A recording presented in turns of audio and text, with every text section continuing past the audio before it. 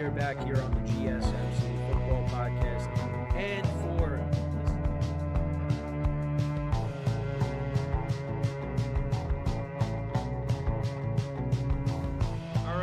we are back here on the GSMC Football Podcast. And for the final.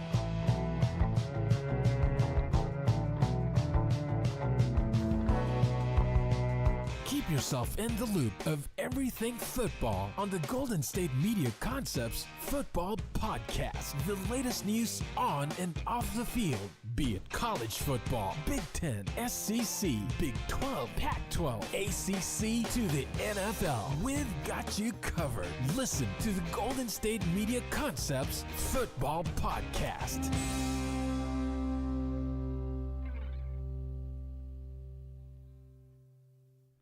And welcome everybody to another edition of the GSMC Football Podcast, brought to you by the GSMC Sports Network. As always, I'm your host, Kenneth, and it's great to have you guys here on this Wednesday, July 10th. We have a lot to talk about on the show today. Before I get into that, just want to remind you guys, as always, to tip or donate, get your comments recognized, make sure to go to the following link, that is gsmcpodcast.net. Again, that really helps the show, makes the show more interactive between myself, the host, and you guys, the viewers. Again, that is gsmcpodcast.net. And as always, it is displayed on the ticker at the bottom of the show segment down below. So let's get into what we're going to talk about today. So we're going to start off the show, talk about CeeDee Lamb and the Dallas Cowboys. Just, a little bit of an update on his contract situation. Him talking about contract negotiations. Well, him not wanting to talk about contract negotiations. So I wanted to get into that, give you my thoughts. Then we will continue our schedule breakdowns. This is the second to last team that I will be covering. Today we will be going over the Raiders' schedule. So I'll give you my early win-loss predictions for them. Then in the third part of the show, we'll talk about Justin Jefferson and Kirk Cousins. Justin Jefferson's comments on Kirk Cousins leaving to sign that contract with the Atlanta Falcons. Then in the fourth part of the show, we'll talk about Steven Sims of the Houston Texans, his comments on the receiving core of the Houston Texans. So I'll get into that. And then in the final part of the show, we'll talk about Carson Wentz, being the backup quarterback now on the Kansas City Chiefs, backing up Patrick Mahomes, and what he has to say on that. So that's what we're covering today. Let's get into the first topic now, which is talking about the Dallas Cowboys, talking about CeeDee Lamb, and a little bit of Dak Prescott as well. So CeeDee Lamb will not address contract negotiations.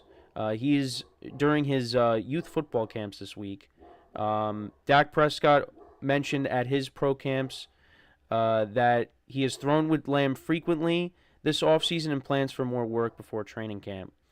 And Dak feels confident that CeeDee Lamb is going to show up when it's time, even with the contract negotiations still going on. And yeah, Dak has said that they've thrown a good amount this offseason.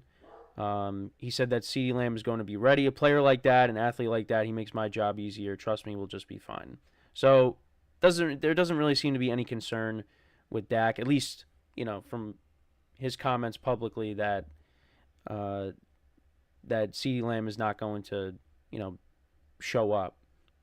But there are some rumblings that maybe he holds out until he gets a new deal, because we've seen a ton of receivers get paid this offseason, and CeeDee Lamb wants to be a part of that conversation and get a new deal. I know we've talked about Brandon Ayuk a bunch of times. CeeDee Lamb's another receiver that, coming off of his best season, he does deserve a new deal. He deserves, Justin Jefferson type money. So we'll see how that plays out. But this is where we're at right now. He doesn't want to talk about contract negotiations at the moment. And yeah, he's going to be the guy that gets paid out of the big three, because we know Micah Parsons at some point, he's going to want a new deal. Dak Prescott, I'm really interested to see how that all plays out, because right now I would lean towards Dak not coming back to Dallas, the way it's looking. And what the alternative is going to be remains to be seen if they do move on from Dak. It could be Trey Lance. I've said that, and I think other people are probably saying the same thing. But it still remains to be seen. And I think the Cowboys, they want everybody back, but who knows if they're going to be able to keep everybody because, their cap situation's not the best. But, I mean, these are their star players. And CeeDee Lamb is one of the best receivers in the NFL. Last year, again, had his career year, so he deserves to get paid a ton of money. But now it's what's going to happen with their quarterback. That's really what like I said, what I'm interested to see. Is Dak going to be there? Are they going to give him another contract, or is he going to walk? Because I talked about some of the other destinations or possible destinations he could end up on. I know the Raiders are a team that maybe they could pursue him. You also have the Dolphins maybe if the Dolphins end up not bringing back Tua, even though Dak's going to cost more than Tua. It's interesting. But they look like they're prioritizing CeeDee Lamb right now over Dak. But we're still waiting on them giving CeeDee Lamb a new deal. But right now, he'd be playing under the 5th-year option. Right now, he's set to make about $18 million in his 5th-year option, and he's eligible for the franchise tag in 2025. So that could be an option on the table. But I think they're going to get a new deal done. And we don't really know how close they are to coming to an agreement. Right now, it doesn't seem like they're close at all. But they're gonna get a deal done. I have more confidence in the Cowboys getting a deal done with CeeDee Lamb than I do the 49ers and Brandon Ayuk. At least because that's just, because all these social media posts that Ayuk is coming out with, it doesn't seem like things are going in the right direction. Right now, I don't really know what direction the Cowboys and CeeDee Lamb are going in, but right now it just seems like, the Niners and Ayuk, they're far apart.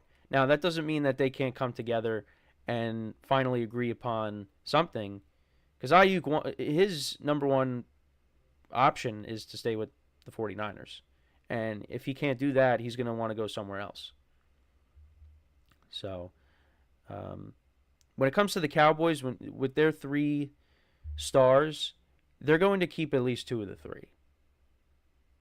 Micah Parsons, like I said, he is a little bit away from getting his new deal. The Cowboys are focused on, CeeDee Lamb and Dak. If they want to bring Dak back. Then once they get to that point where they have to give Micah Parsons a new deal, he's going to get one. For me, it's just this whole offseason, the way things have been unfolding, it kind of just seems like Dak is on his way out. I don't know, but I could be wrong.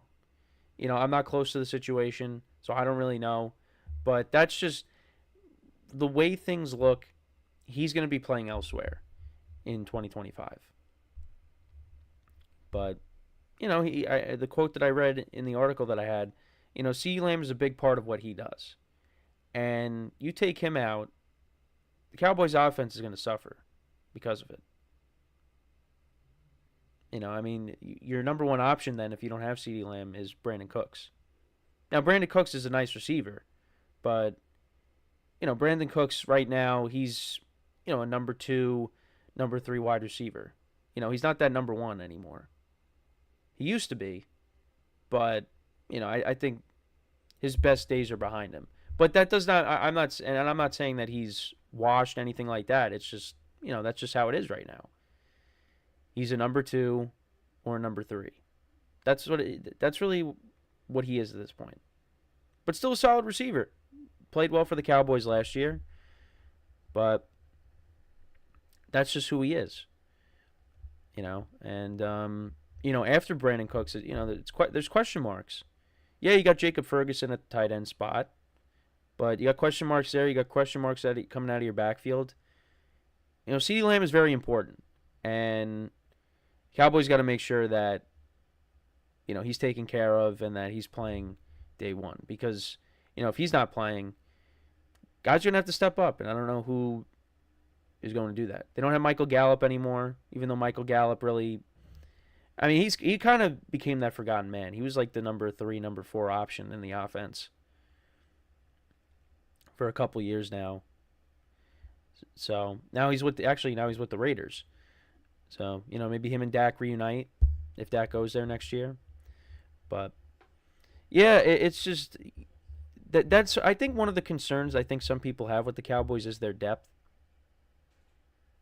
So, but CeeDee Lamb, we have no idea. He's not going to miss any games. I don't think he is. They're going to figure something out. But, if the Cowboys don't have him for any, at any point, that's going to be a problem.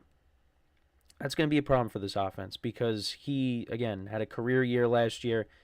He's the best player on offense other than the quarterback. Whether you think Dak's the best player or you think CeeDee Lamb is the best player on the offense, I mean, that's a debate to be had. But if the Cowboys don't have him, it'd be a problem.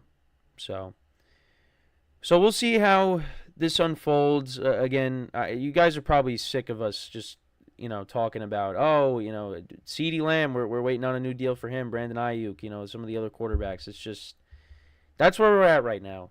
We are about 3 weeks and a day from the first preseason game being played between the Texans and the Bears. And believe me, I am really counting down the days because I feel like I've just been repetitive with all this stuff. So, but when it comes to this first topic, I mean, I think CeeDee Lamb, he'll be with the Cowboys long term. It's really going to be Dak that I'm curious to see how that all plays out. Because right now, probably not going to be on the team. That's my first thought. Is he's going to go somewhere else, get paid? Because, a team is going to pay a lot of money to get him if he's available. It's just, is that going to end up happening? I mean, Dak has talked about he's willing to test free agency. So, we'll see how that all unfolds. But right now, I mean, there's no official news. It's just, CeeDee Lamb coming out and saying he doesn't want to talk about contract negotiations. So, but I think, for me, I think a deal will get done and he'll be squared away. Then it's just, all right, well, what do you do with Dak? And they can focus on Micah Parsons as well. So that's pretty much it when talking about this topic. Let me know what you guys think with the CeeDee Lamb situation. When do you think he's going to get a new deal? Let me know. So we are going to take our first break of the show. When we come back, we will discuss, oddly enough, the Raiders' schedule. We'll get into that. I'll give you my early win-loss predictions for them. So stick around, and we'll be right back here on the GSMC Football Podcast. I feel like I'm losing my mind. Is everybody in the world blind? Please, Lord, give me a sign, a sign. I feel like I'm losing my mind. Is everybody in the world blind?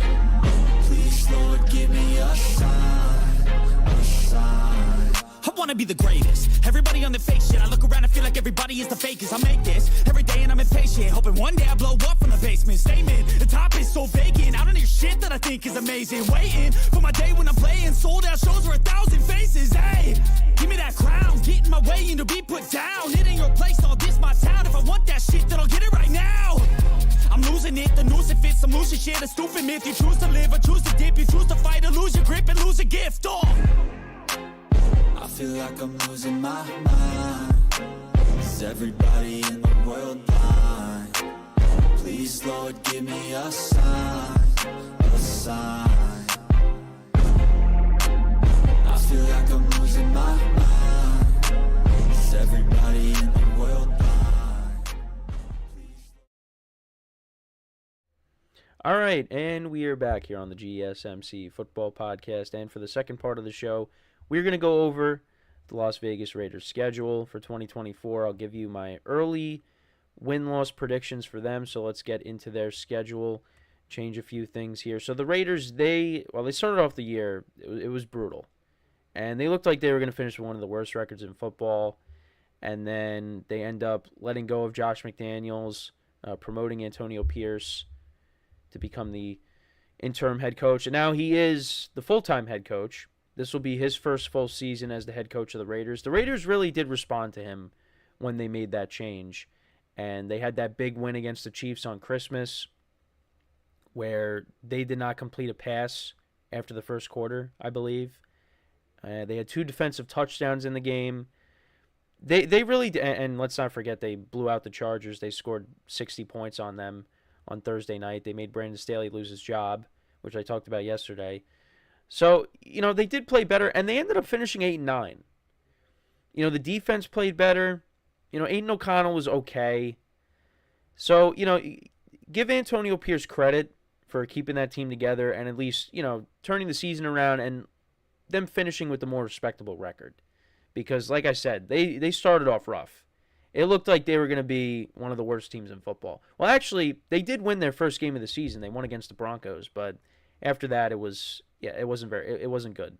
So the Raiders made the right decision, and you had the players like Devontae Adams and Max Crosby. They were pleading for the Raiders to keep Antonio Pierce as the head coach, and the Raiders did that. So we'll see how it goes. Antonio Pierce's first season. And they start off the season against the Chargers. I think they'll split with the Chargers. I think I said the Chargers would win this game. I think the Raiders can win this game, but I would lean towards the Chargers. So the Raiders will start off 0-1. Then they play against the Ravens week 2. I think that's a loss as well. So they don't get off to the best start, but I think they turn it around. I think they win against the Panthers. And I'm going to say that they upset the Browns. Because I think this is a game that Deshaun Watson could struggle in. The Raiders, their defense is going to be better. And I think they play well at home. So I actually would lean towards taking the Raiders. So I think the Raiders, they even out their record. They get to 2-2. Then against the Broncos, I don't think the Broncos are going to be very good. I think, with the Broncos being at home, they could definitely win this game. But I'd probably lean towards the Raiders. Now, the other thing, too, is I've gone through the first 5 games here. So the Raiders at this point are 3-2. I'm assuming that Gardner Minshew will end up being the starter. I think that's who should be the starter. Now, if Aiden O'Connell goes out there and he impresses and, the Raiders lean towards him being the starter, then go for it. But I'm going to say that Gardner Minshew ends up being the starter. So that's my thought. So at this point, Raiders are 3-2. I think the Steelers is a loss. Yeah, this is a rough stretch here. I think they can beat the Steelers. I think they could definitely win this game. But I lean towards the Steelers winning that. The Rams, I think that's a loss. The Chiefs, they could split against the Chiefs. They did last year. And they were winning the first game at home. And then the Chiefs came back. So, they could split with the Chiefs. It's possible. Give Mahomes and the Chiefs problems again. They do play on Black Friday. Last year they played on Christmas. This year they play on Black Friday. So maybe they upset the Chiefs in Arrowhead again on a holiday. Well, if you want to call Black Friday holiday. It's a part of, it's Thanksgiving weekend, basically. So, they could split with the Chiefs. The Chiefs could sweep them. I think the Chiefs are going to be much better this year offensively than they were last year. So, the Chiefs could probably sweep them. Then against the Bengals, yeah, that's another tough game. I think I could see the Raiders losing that. Against the Dolphins, another tough game. I could see them losing that. Actually, that was they had a close game against Miami last year. I think that was a 1-score game. But yeah, that's a tough stretch there between week 6 and week 11. Then week 12 against the Broncos at home, I think that's a win. Then they got the Chiefs again. Yeah, like I said, it's either going to be a split or a Chiefs sweep. So, but maybe the Raiders upset them. Who knows? In Arrowhead, like I said, like they did last year. Against the Buccaneers, I mean, that's a game they could win. I think with the Bucs being at home, I'd probably lean towards Tampa, but the Raiders could win that. Against the Falcons, being at home, they could win that, but I don't know. Against the Jags, I think that's a game they could definitely win, but that's another toss-up. Then they're at the Saints, so they'll be facing Derek Carr, and Derek Carr, I think, is probably going to want to stick it to the Saints or to the Raiders. So, maybe the Raiders drop that one, and then I'd say they get the Chargers Week 18. So I actually don't have the Raiders finishing with the best record. So I had them against the Panthers, the Browns, I guess the Broncos twice, the Chargers, maybe the Jags, they get a win against the Bucs. Maybe they win that. Maybe they somehow split with the Chiefs. I don't know. I think it's a tough schedule. I think maybe they get 7 wins. That's kind of what I see right now is 7. But like I said, that stretch between week 6 to week 11, that's tough. Then you got the Broncos week 12, but then you got the Chiefs again. Yeah, it's tough. It's tough, but again, this is just very early predictions. I mean, we don't know who the starting quarterback's going to be, and also the backfield.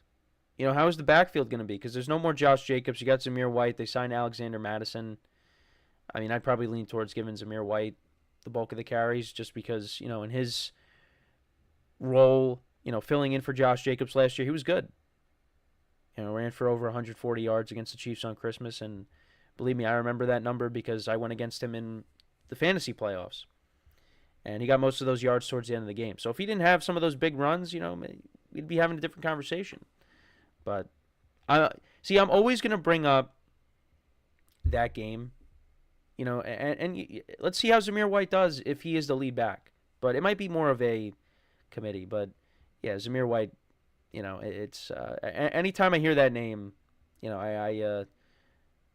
my mood changes because he's one of the reasons why I did not win my fantasy championship last year in my main league. So, but it's a new year, and hopefully things change. And already we're talking about how we're going to do the draft order and things like that. So I mean, we're getting there, little by little. Robert Bruce in the chat, he says salute GSMC. Well, you know what? We salute you, Robert. Thank you for tuning in. But yeah, with the Raiders' schedule here, it's tough at some points. I mean, 8-9 last year, and then I said seven wins this year. That's that's going backwards. I mean, by one game, but yeah, I mean the schedule is tough. So, again, they could surprise us, maybe get some. I mean, they play well at home. So, against the Falcons, I mean, we'll see how Kirk Cousins is with the Falcons late in the season. They could get that win. The Jags, I mean, I think the Jags will bounce back from last year, but, the Raiders could give them problems at home. It's a tough schedule. You got the Chiefs twice. You got the Ravens. You got the Dolphins. I mean, well, yeah, you got the entirety of the AFC North.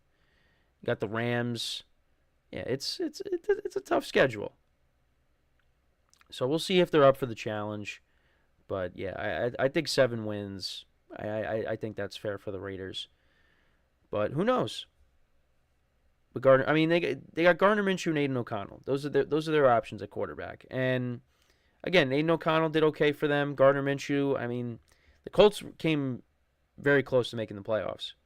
If they didn't have that drop on 4th down, who knows? Maybe they get a touchdown and they end up winning against the Texans and winning by 1 point. But yeah, that just that didn't happen.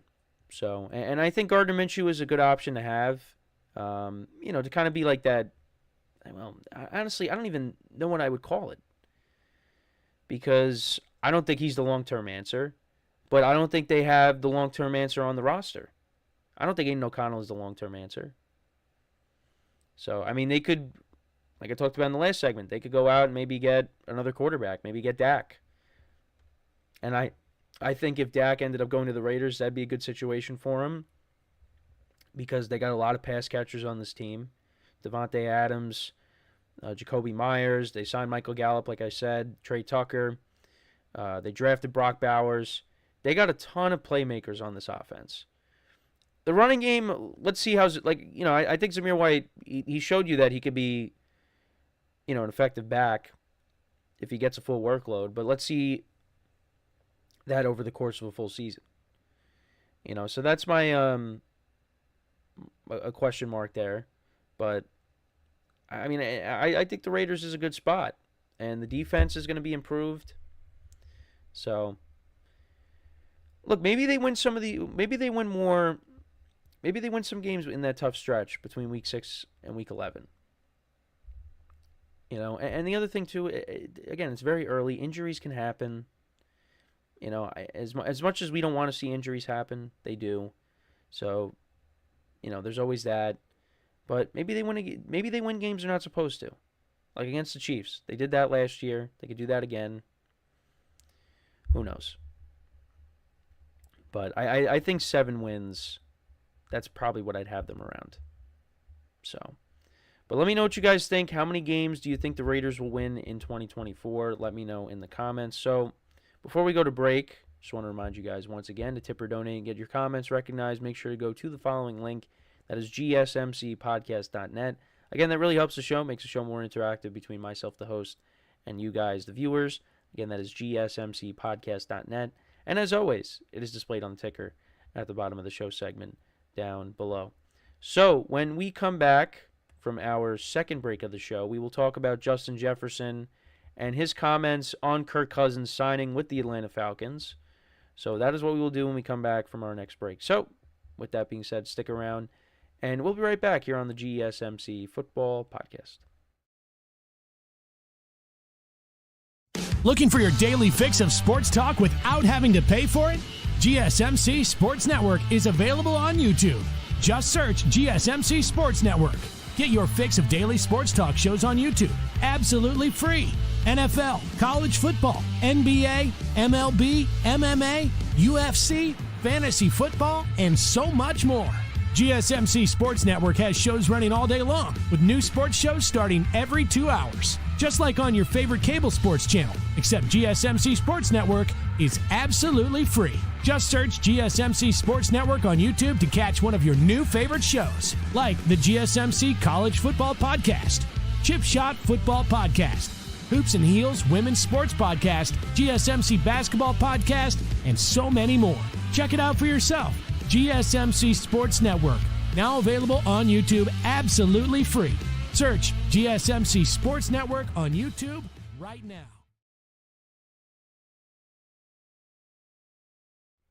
And we are back here on the GSMC Football Podcast. And for the third part of the show, we're going to talk about Justin Jefferson and his comments on Kirk Cousins signing with the Atlanta Falcons. So he made an appearance on the Rich Eisen show recently. So this is what he had to say.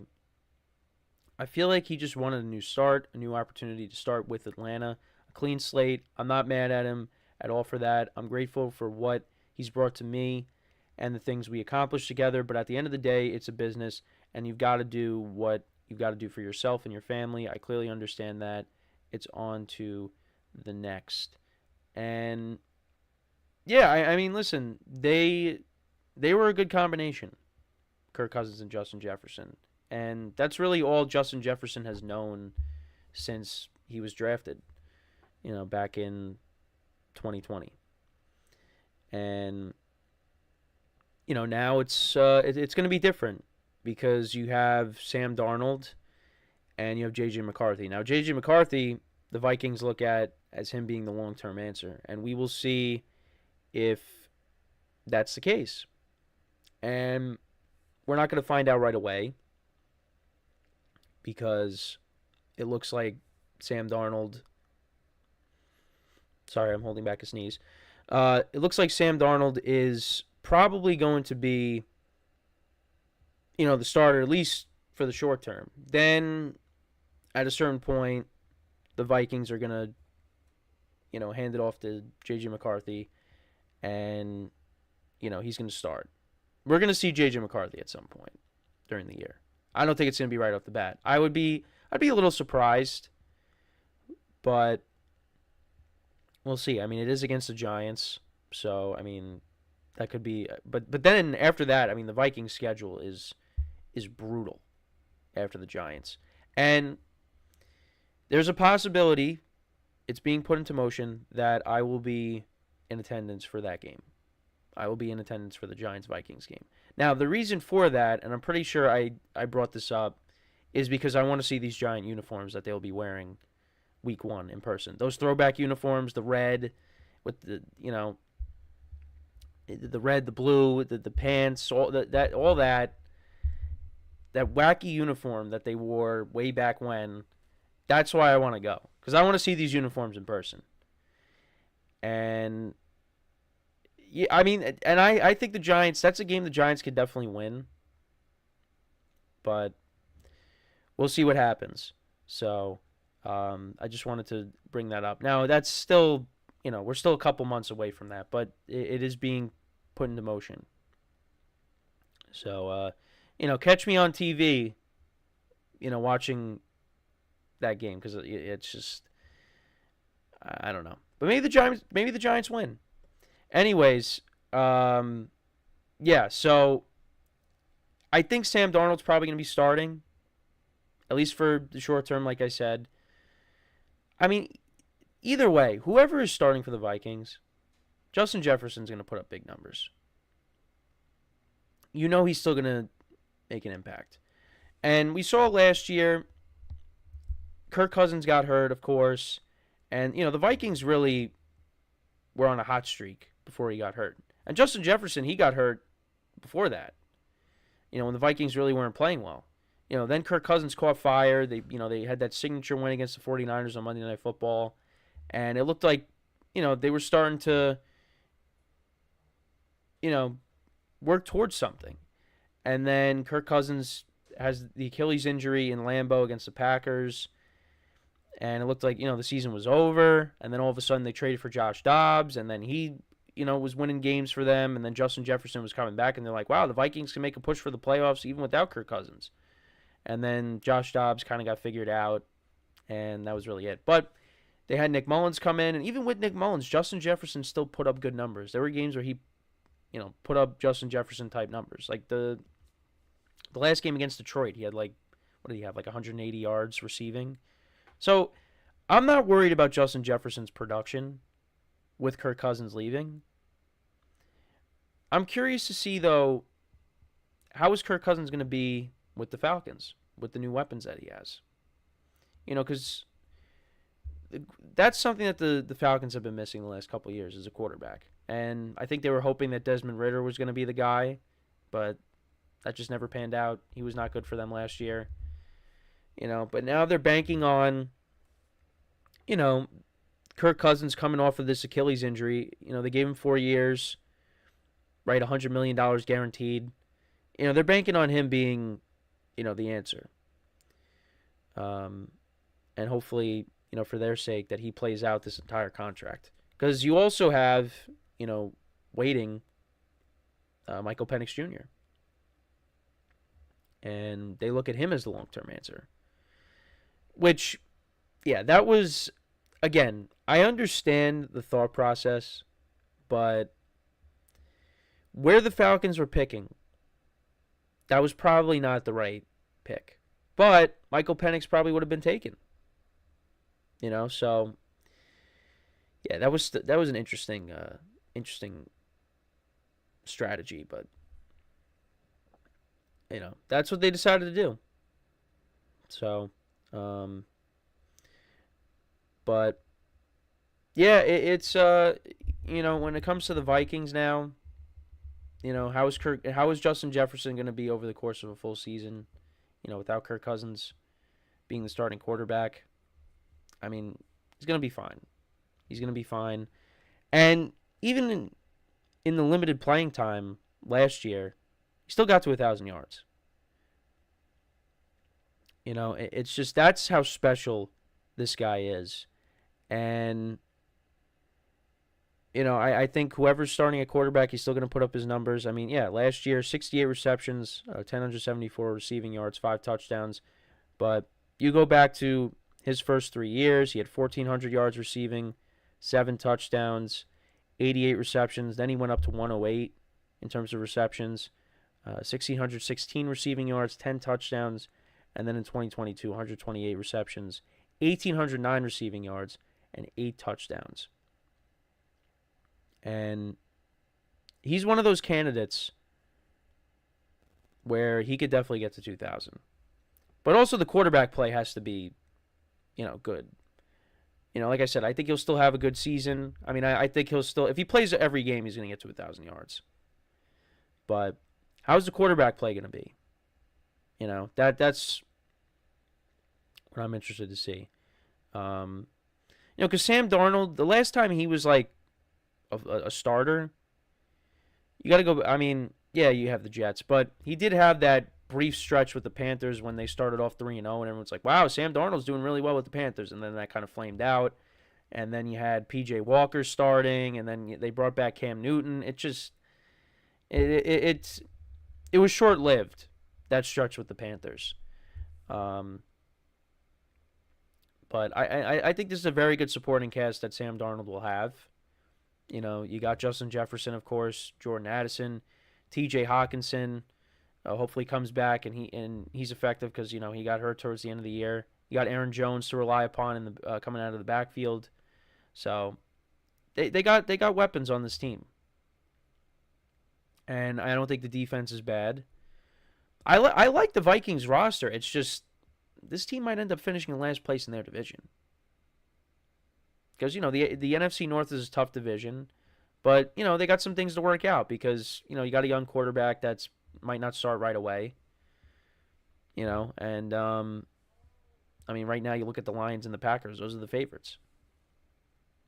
The Bears and the Vikings, they got young guys that they got to, work out, get their feet wet in the NFL. I mean, Caleb Williams is going to start right away. J.J. McCarthy, he might be waiting a little bit. But yeah, the Vikings, they have. I mean, this schedule for the Vikings, though. I know I went over it, but yeah, it's brutal. Because outside of the Giants, after they play them week 1, so they got the 49ers, they got the Texans. Those are both home games, so at least they have that going for them. But then they're in Lambeau, take on the Packers. Then you got the international game with the Jets, and hopefully Aaron Rodgers is healthy. Then you got the Lions. You got the Rams. I mean, that is a tough schedule. Where are the wins coming from? That is a tough schedule. And I don't look at the Vikings, they could end up finishing with this awful record. I don't think they're a bad team. It's just their schedule is really tough. So, I mean, maybe Sam Darnold gets another revenge game win against the Jets because he did that with Carolina. He did that with Carolina. But yeah, it's a tough schedule. But either way, Justin Jefferson, he's going to put up good numbers. Kirk Cousins, let's see how he does now with his new pass catchers. Does Kyle Pitts finally, have that breakout year? I mean, he did finish with 1,000 yards his rookie season, but he's kind of been a disappointment. But I think a lot of that has to do with the quarterback play. Drake London, could this be a breakout year for him? You're hoping for bigger things out of Bijan Robinson in year 2, and just not this weird approach that Arthur Smith was taking with him. So, yeah, let's see how Kirk Cousins and Justin Jefferson do without each other for a full season. So, let me know what you guys think, though, about what Jefferson had to say. Do you think Kirk Cousins should have stayed in Minnesota? Or do you think he made the right decision leaving to go to Atlanta? Now, he didn't know that they were going to take Michael Penix to Falcons, and I think had he known that, maybe he does stay in Minnesota or maybe go somewhere else. But We'll never know. So we're going to take our next break now. And then when we come back, we will discuss the Texans receiving core. We'll talk about some comments made by Steven Sims on the receiving core. So once again, stick around, and we'll be right back here on the GSMC Football Podcast.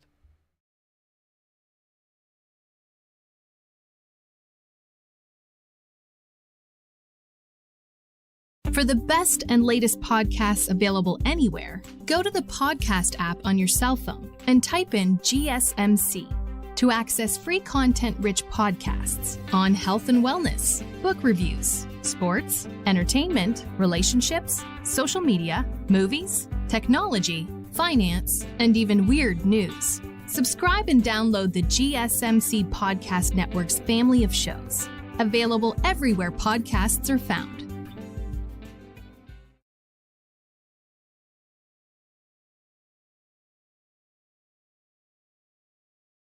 All right, and we are back here on the GSMC Football Podcast. And for the fourth part of the show, we are going to talk about some comments made by Steven Sims on the Texans receiving core. And kind of one of the forgotten guys in that receiving core. Now, he did run back that punt return in the playoff game against the Ravens. Just to put some respect on his name. Now, that was really the only highlight for the Texans in that playoff game. But he did do that, so give him credit. So let's kind of go over what he had to say, and I'll give you my thoughts on it. So he said, we've got a great group. He said this at his annual youth camp via Aaron Wilson of KPRC to Houston. He said, I can't wait to get back to camp. It's going to be so much fun. I feel like there are going to be a lot of big plays, a lot of fun, but it's a business and it's work. It's time to get back to work, and I'm excited to go back to work with the group. We've got, I feel like from top to bottom, everybody can get it done. And he also said, had a great return, but in the grand scheme of things, it means nothing. We lost the game. Oh, yeah, this is talking about the playoff game. We lost the game. We didn't reach our goals. That's the bottom line. We want to reach our goals, and I want to do everything I can to help the team get to our goal, which is the Super Bowl. And, yeah, I mean, this Texans team, look, I mean, I've talked about them a bunch of times. They are going to be very good in 2024, especially now with the addition of Stephon Diggs. The sky's the limit for what they can do. And they're led by a young quarterback that had a great first season. So, they're ready to roll. Yeah, because you got Stephon Diggs, you got Nico Collins, you got Tank Dell, but you also have Robert Woods as well. Noah Brown made plays for them last year. John Mechie. I mean, they're expecting, they're hoping that he could be. Well, actually, I don't really know what they could. I mean, they could cut him. But yeah, John Mechie really hasn't had an impact. But you also have him as well. You got Steven Sims. They also picked up Ben Skoranek, who was with the Rams as well. But yeah, they got a lot of depth at the receiver position. You also got Dalton Schultz as well, another pass catcher at the tight end spot. Brevin Jordan made play or had that touchdown in the playoff game against the Browns. They have a lot of playmakers on this offense, and C.J. Stroud kind of has like this embarrassment of riches, and you're gonna see that on full display throughout the season. Guys are gonna take turns having big games. Like one game it's gonna be Nico Collins, one game it's gonna be Tank Dell. Diggs is gonna have a big game at certain points.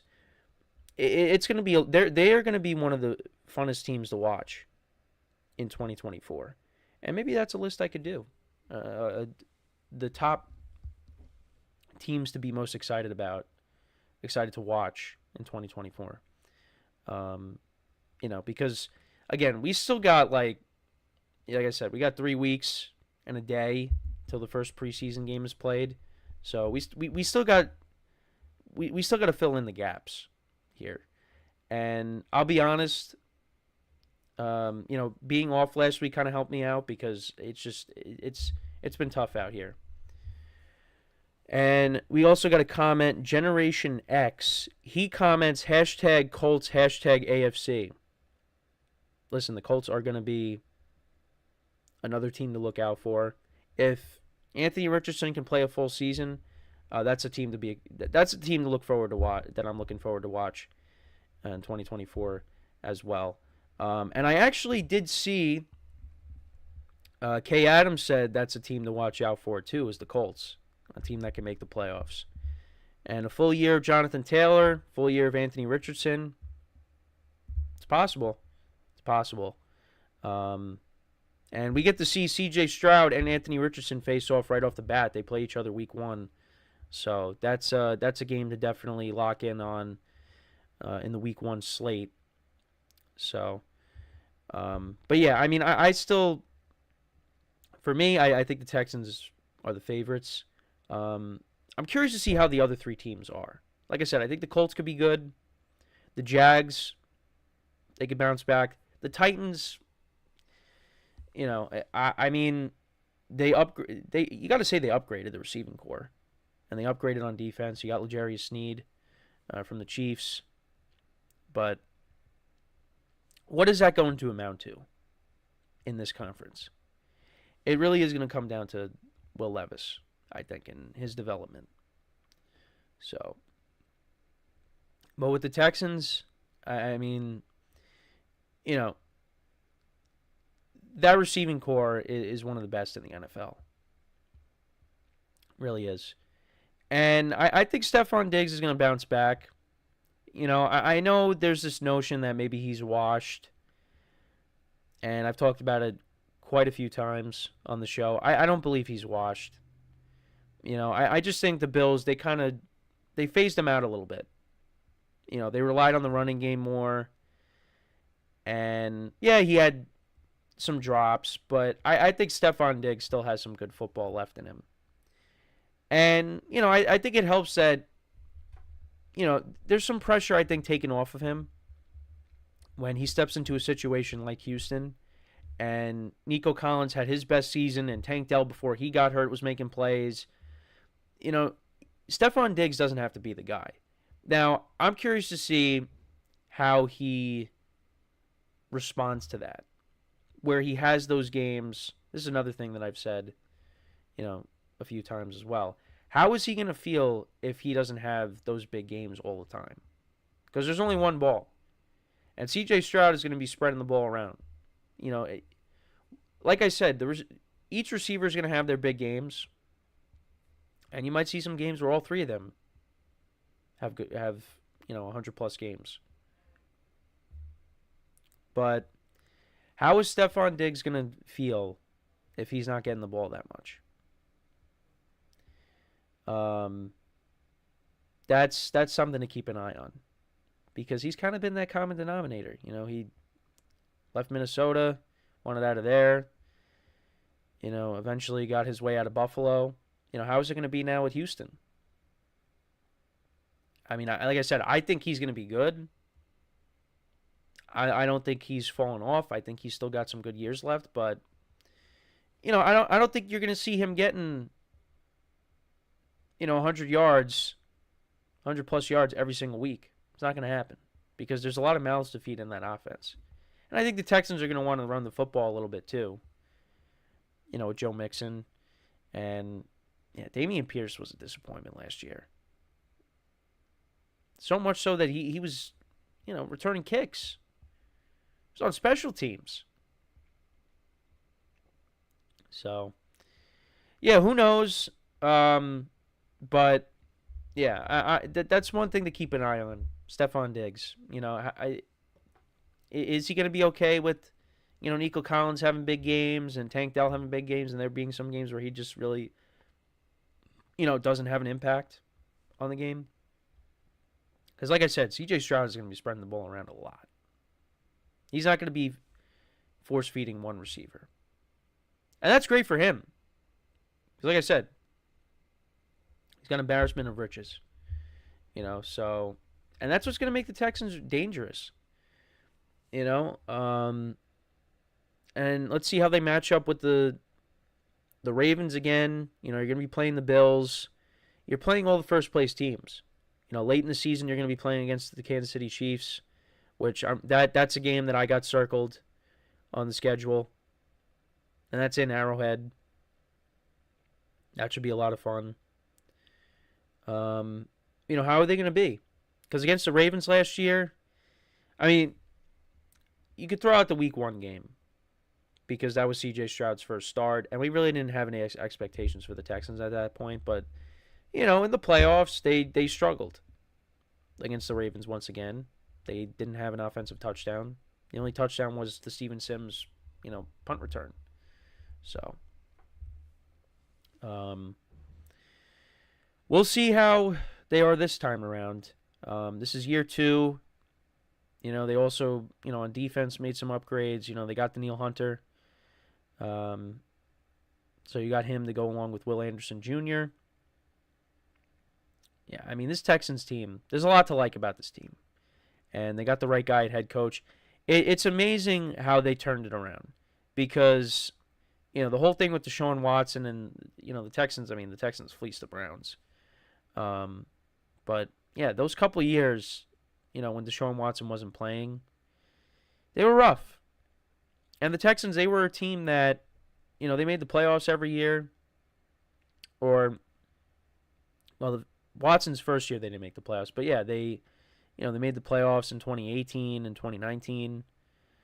But then they traded DeAndre Hopkins, and, things kind of changed. 2020 was awful.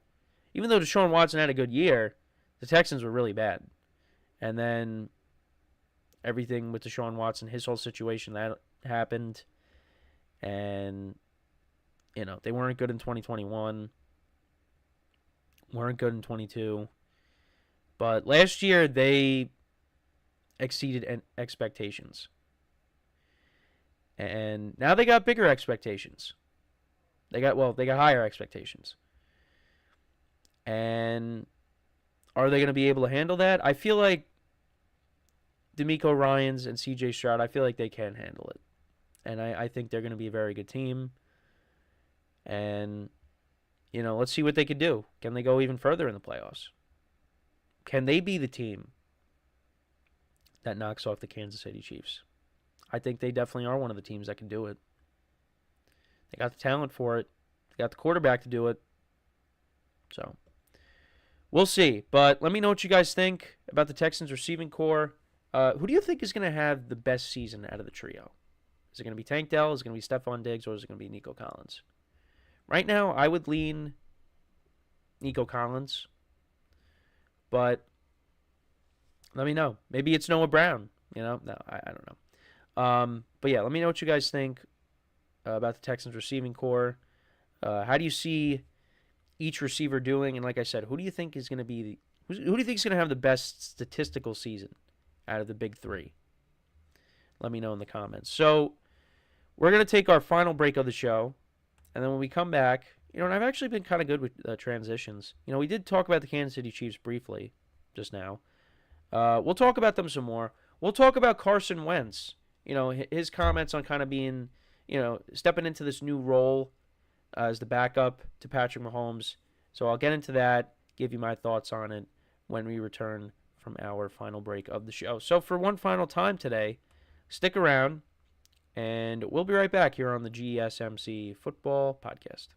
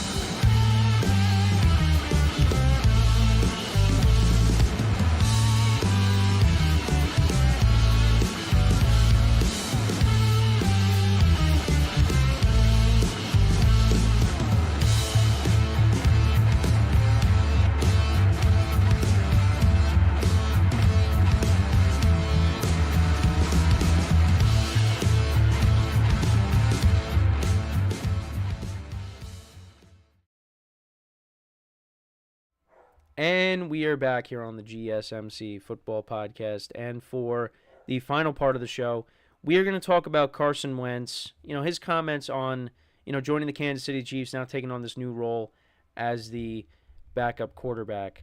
And you probably notice you hear a different bark than you usually hear, and that is because we are watching my cousin's dog as well. So we got two dogs here, and that's why you hear him barking now. So two barks. Oh, really? You're just hearing him now. But yeah, we got two dogs now, so double the barking, which is just great. And as I'm coming back from break, I'm like, please just let me get through this final segment before you start barking. He probably wants to go out for a walk. Give my dad some love. He's the one that takes him out walking. But anyways, let's get into the topic here. So, talking about Carson Wentz. And, yeah, Carson Wentz is taking on a new role.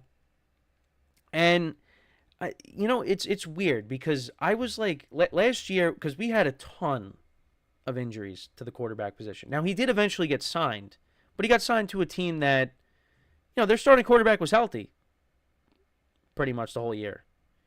He did, right? Stafford missed one game last year. He didn't play in two.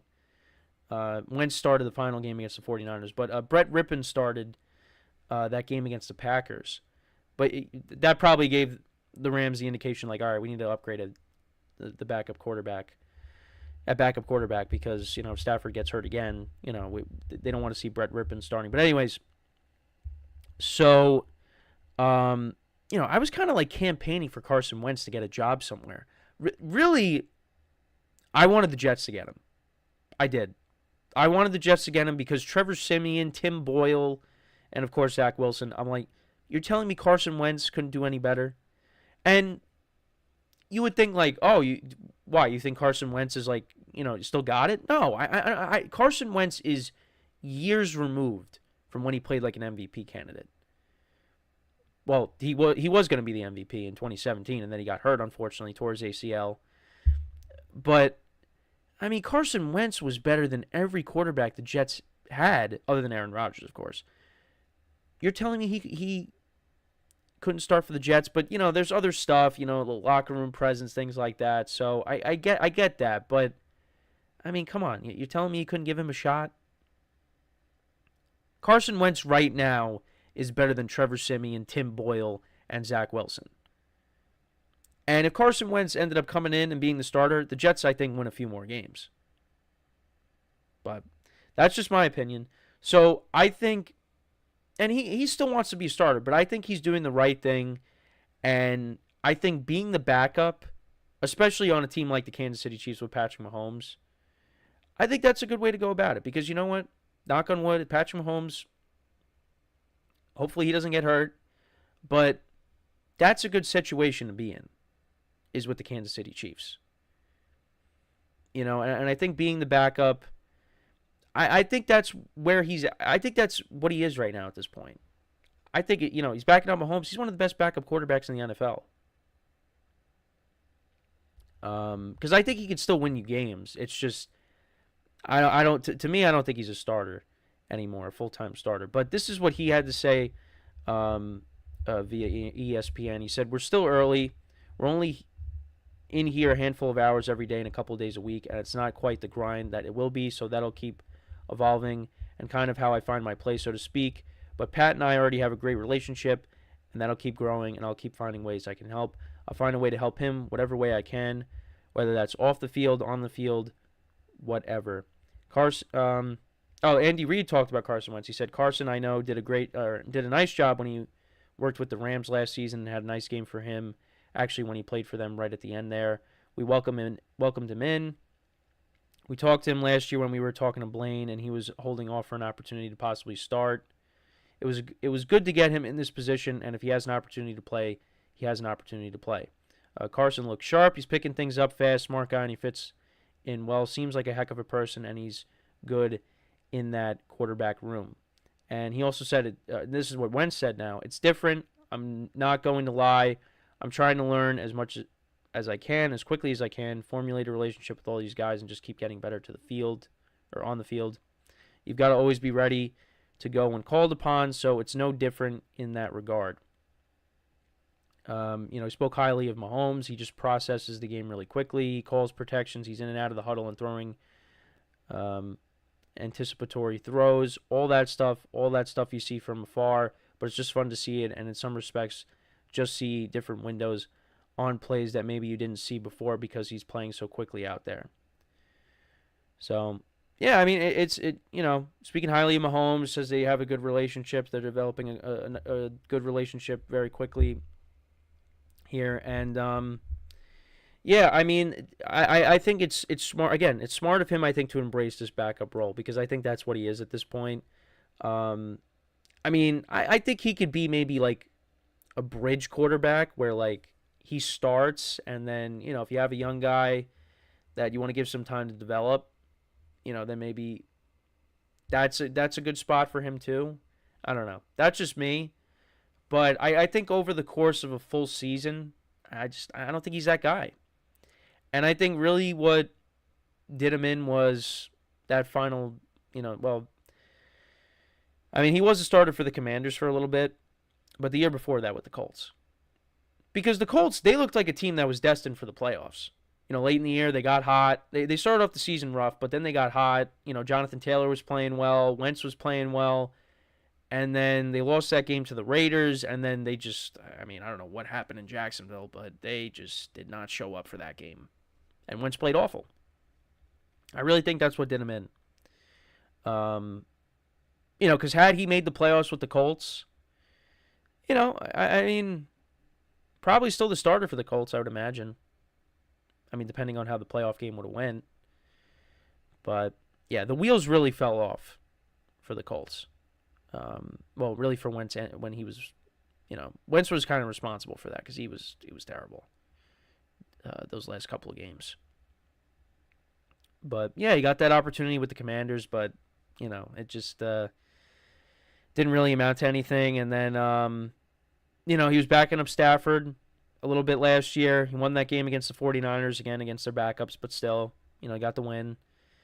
And now he's backing up Patrick Mahomes. So, and I listen, I think Carson Wentz still deserves a roster spot in this league. And like I said, I think, right now he's one of the best backup quarterbacks in the NFL. Because he can still win you games. Now, you don't want to see Carson Wentz playing because that means Patrick Mahomes is hurt. But I think he's in a good situation, and he still wants to be a starter. So maybe, he takes this opportunity, he gets a chance to start elsewhere, and maybe we see the Carson Wentz that we saw back when he was with the Eagles. Probably not, but, maybe he takes advantage of this opportunity, and, he gets another shot at being a starter. But, yeah, it's just, he's one of those big what-ifs, because if he doesn't get hurt against the Rams and tears his ACL, who knows how his career unfolds. But it just seems like even after that, he's just a guy that has dealt with a ton of injuries. The one playoff game that he finally got an opportunity to start in, he got hurt like on the first drive against the Seahawks. And then Josh McCown had to finish the game. He just couldn't catch a break with injuries. And it's just what could have been. Because if he doesn't get hurt against the Rams, does he go? Is he still the starter for the Eagles at this point? Because the COVID year, that was it for him. They ended up switching over to Jalen Hurts. And he ended up getting traded to the Colts. And that was with Frank Reich as the coach. And, Carson Wentz had his best year with Frank Reich when he was the offensive coordinator. But and Wentz, played well, but towards the end it just the wheels fell off. And now he's been bouncing around from team to team now. The Colts, Commanders, and now the Rams, and now the Chiefs. So that's just how it is at this point. And I don't think he's going to get that opportunity to be the full-time starter, but who knows? But at least he's embracing this role, And I think really, if you're at this point in your career where, you're kind of not looked at as a starter and you could get an opportunity, at least be a backup, I think you got to take advantage of that opportunity. You got to take whatever opportunities you can get. And yeah, it might not be the one you want, but, you're on a winning team. And if your name is called upon, you're in a good situation. And I think the Chiefs' offense right now is, it's definitely a lot better than what it was last year on paper. And I actually did watch, I'll talk about it tomorrow. First, I watched the new Hard Knocks episode with the Giants. And they actually had, Xavier Worthy running the 40-yard dash in it. And, that's who's going to be a part of the Chiefs. And listen, it was funny because after his 40-yard dash, right, he breaks the record.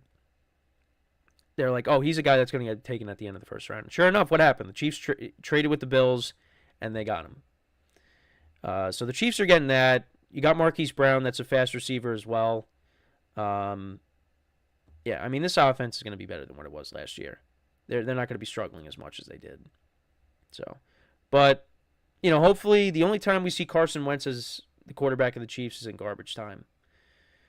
So, but yeah, let me know what you guys think about what Wentz had to say. Do you think he'll get another opportunity as a starting quarterback? Again, maybe to be a bridge guy, but yeah, in terms of being like a full-time starter, yeah, I think those days are over for him, unfortunately. So that's pretty much it for the show for today. Once again, thank you guys for tuning in. Make sure to check out all the other shows. We greatly appreciate it. So yeah, that is all the time that we have for today. As always, I'm your host, Kenneth Grunfelder, signing off from the GSMC Football Podcast, brought to you by the GSMC Sports Network. Have a good day, and I will talk to you guys tomorrow. Take care.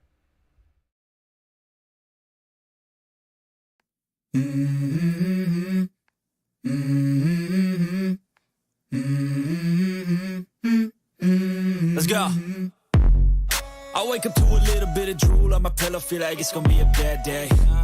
Yeah, I'm tired of shit, and the coffee ain't hit yet, damn, ain't that